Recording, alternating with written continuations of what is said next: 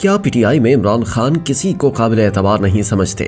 کیا عمران ہر طرف سے مایوس ہو کر شدید ذہنی دباؤ کا شکار؟ عمران کے ڈپریشن میں اضافہ کیوں ہوا؟ ہنگامہ خیز کالم نگار ایس زاہد نے پاکستان تحریک انصاف کی طرز سیاست پر تجزیہ پیش کرتے ہوئے اس کی سیاست کو عجائبات پر مبنی قرار دیا۔ کالم نگار کو ایسا کیوں لگتا ہے؟ آئیے انہی کی زبانی سنتے ہیں۔ ایس زاہد لکھتے ہیں کہ غور کریں تو نظر آئے گا کہ پی ٹی آئی کی سیاست عجائبات پر مبنی ہے، نہ کوئی بانی کی نظر میں قابل اعتبار ہے، نہ ہی خود مختار۔ پی ٹی آئی اب بحیثیت جماعت نہیں رہی، بلکہ یہ مختلف گروپوں پر مشتمل ایک یونین کی شکل اختیار کر چکی ہے۔ اس وقت یہ جماعت کم از کم 7-8 گروپس میں بٹی ہوئی ہے۔ ہر گروپ دوسرے کا شدید مخالف ہے، کیونکہ سب کے اپنے اپنے مفادات ہیں۔ یہ بھی سننے میں آ رہا ہے کہ کئی لوگ اس جماعت کو چھوڑنے کا سوچ رہے ہیں۔ ایسے میں سمجھ نہیں آ رہی کہ اس منتشر اور مختلف الخیال گروپس پر مبنی جماعت کے ساتھ الائنس کا کون سوچ سکتا ہے۔ کالم نگار کے مطابق پی ٹی آئی کے جو لوگ گرینڈ الائنس بنانے کے لیے کوشش کر رہے ہیں وہ کتنے بااختیار ہیں؟ کیا معلوم کل وہ خود بھی ان عہدوں پر برقرار رہیں یا نہ رہیں؟ اس کے علاوہ کل ان کے فیصلوں کو بانی پی ٹی آئی کی پذیرائی اور منظوری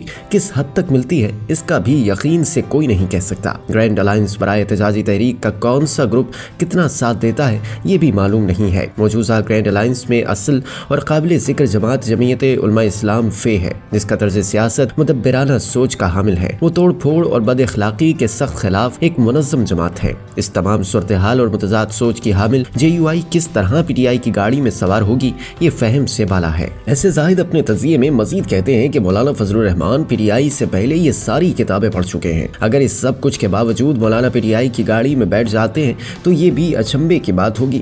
بانی پی ٹی آئی چونکہ نہ سیاسی سوچ کے حامل ہے، نہ ان کو سیاست کے نشیب و فراز سے کوئی خاص واقفیت ہے، اس لیے پی ٹی آئی کے مختلف گروپس کے متضاد خیالات کے لوگ ان کو مختلف مشورے دیتے ہیں، جو دراصل ان لوگوں کے اپنے مفادات پر مشتمل ہوتے ہیں۔ اور بانی پی ٹی آئی جو ہر طرف سے مایوس ہو کر شدید ذہنی دباؤ کا شکار ہے، وقتی طور پر ان مشوروں پر عمل کرنے کا اعلان کر دیتے ہیں، اور یقینی طور پر ایسے مشورے پر عمل کرنے کا انجام ناکامی اور سفکی پر ہی منتج ہوتا ہے۔ کالم نگار کے بقول جس کے مشورے پر جنید اکبر کو پی ٹی آئی کے پی کا نیا صدر بنایا، ابھی جمعہ 8 دن نہیں ہوئے کہ وہ خود بھی سمجھ گئے کہ یہ ذمہ داری ان کے قد سے اونچی ہے، اس لیے وہ ایسی باتیں کرنے لگے ہیں کہ بانی ان سے جتنا جلد ممکن ہو یہ ذمہ داری واپس لے لیں۔ ایسے زاہد کے مطابق غیر مصدقہ اطلاعات ہیں کہ پارٹی فنڈ کے نام پر گزشتہ چند ماہ کے دوران 11 کروڑ روپے کے لگ بھگ اکٹھے کیے گئے، جو کسی اور کی جیب میں چلے گئے۔ اس میں کتنی صداقت ہے یہ ہم نہیں جانتے، لیکن اسی طرح بہت ساری باتیں زبان زد عام ہیں۔ ایسے زاہد پی ٹی آئی کو تنقید کا نشانہ بناتے ہوئے مزید لکھتے ہیں کہ 9 مئی اور 26 نومبر کو ڈی چوک جانے کے مشوروں نے پی ٹی آئی کو بہت نقصان پہنچایا ہے۔ سول نافرمانی کی تحریک اور بیرون ملک پاکستانیوں کو ترسیلات زر سے منع کرنے جیسے اعلان بانی پی ٹی آئی کے لیے سبکی میں اضافے کا باعث بنے۔ پھر بیرون ملک چند بھگوڑوں اور اشتہاریوں نے بانی کو ٹرمپ کال کا آسرا دیا، جو سراب ثابت ہوا۔ اس سے بڑی دشمنی اور کیا ہو سکتی ہے کہ ٹرمپ کال کا دلاسا